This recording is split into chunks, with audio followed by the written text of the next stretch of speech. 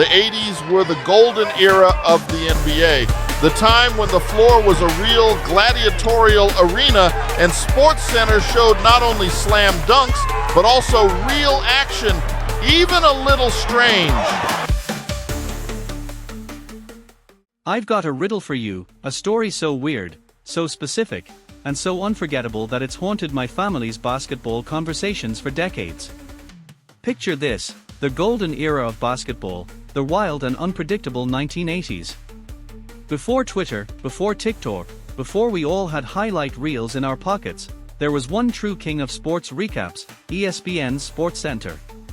That's where legends were made, and sometimes, where the strangest things happened live on national TV. My dad, who's been a Celtics fan since he could walk, has told me this same story for years, and every time, it gets crazier. He swears that one night, sometime in the early or mid-80s, he's watching SportsCenter. The TV is one of those big, boxy things with dials, maybe sitting on orange shag carpet, the room glowing from a brass lamp. It's a classic, gritty NBA matchup, Celtics versus, well, maybe the Sixers, maybe the Lakers. It almost doesn't matter, because what happened was so bizarre, so hilarious, that the game itself faded into the background. Suddenly, the camera zooms in on a tall player, maybe a big man, 6'9", towering above everyone else, definitely in Celtics green. The play is wild, elbows and knees everywhere, the kind of old-school physical basketball you just don't see anymore. Out of nowhere, he takes a shot to the nose. Not a hard foul, nothing that would get a flagrant today, just old-fashioned, sweaty, gritty 80s contact. And then it happens. Right there on national television. Instead of blood, a long, glistening strand of snot, yeah, you heard me, starts stretching down from his nose. It's not just a quick wipe, either. This is the kind of snot that defies gravity. It's almost hypnotic, dangling in slow motion, the way only things you really don't want to look at can be. My dad says, it looked like a rope. The commentators go dead silent, probably not sure if they should even mention what they are seeing. But here's the best part. The player, cool as you please, just wipes it off with his big hand and, without any hesitation, drops it right onto the hardwood. The action keeps going. No timeout, no stoppage, no replay. The game continues as if nothing happened. My dad, sitting there in disbelief, turns to his buddies and says, "Did you guys see that?" For a second, he thought maybe the TV glitched out or his eyes were playing tricks on him. But nope, it happened. This story became legendary in our house.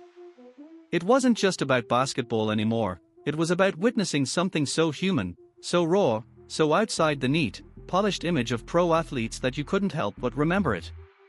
Every family gathering, at least once a year, someone asks, "Remember the Celtics snot incident?" and we all crack up. But here's the twist. Despite how vivid this memory is for my dad, and even though he's described it to me down to the way the light shone on the court, we've never been able to find any evidence that it actually happened. And that's where the detective work started. Years later, when the internet took over, my dad and I made it our mission to find this clip. We searched YouTube. We dug through NBA forums, old ESPN archives, even Reddit threads where fans share their weirdest basketball memories. If you ever want to lose a whole weekend, just search NBA grossest moments, and see how deep the rabbit hole goes. We found everything, guys losing teeth, players bleeding all over their jerseys, even the infamous time a player threw up on the bench, but not a single clip of that epic, gravity-defying snot. It got to the point where we started to doubt ourselves. Was this some kind of family legend, the product of a vivid imagination and a love for gritty 80s hoops? Or was it just too raw for anyone to ever upload? Sometimes, the greatest NBA stories are the ones you can't prove, the ones you just have to believe. But let's be real, the 1980s NBA was a different world. If you weren't there, you have no idea just how wild the league could be. Forget the squeaky clean image of today. Back then, guys played through broken noses, bloody lips, and more. The refs would let half the game go that would get you ejected now. Sweat covered the court, the paint was a battlefield, and the players, well, they were as tough and as human as they come. Let's take a little time machine back. Picture Boston Garden in 1985, dim lights, a haze of cigarette smoke in the upper decks, fans screaming at the top of their lungs, real old-school intensity. You can almost smell the popcorn, the stale beer, the energy of a crowd that knew they were part of something special. Larry Bird, with that mullet and icy stare, firing impossible shots. Magic Johnson, smiling as he threads a no-look pass through a sea of arms. Every inch of the floor meant something. It wasn't just about skill. It was about grit. About playing through anything. Guys like Bill Laimbeer or Charles Oakley, they weren't afraid to get dirty. Literally. There are stories of sweat, blood, even spit flying in the heat of the game. And every so often, something truly weird would happen, something so human you just couldn't script it. Like our infamous mystery moment. And the thing is, gross NBA moments aren't just the stuff of legend, they really happened. Let me give you some examples. Jason Kidd, one of the greatest point guards ever, had this superstition where he'd spit on his hands before every free throw. There are dozens of clips of him doing it, fans would actually watch for it. Shaquille O'Neal once joked in an interview about what his socks smelled like after a game, and said that if you could bottle that scent, it'd be banned in most states. Dennis Rodman, maybe the wildest of them all, was known for all kinds of bizarre on-court antics. He once took off his shoes in the middle of a playoff game. Of course, the league has changed. Today, it's all about image. If someone even sweats a little too much and leaves a spot on the court, the refs stop the game. There are towels, wipes, even special people hired just to keep the court clean. It's professional, it's polished, and maybe, just maybe, a little less interesting. But that's what makes the old stories so powerful.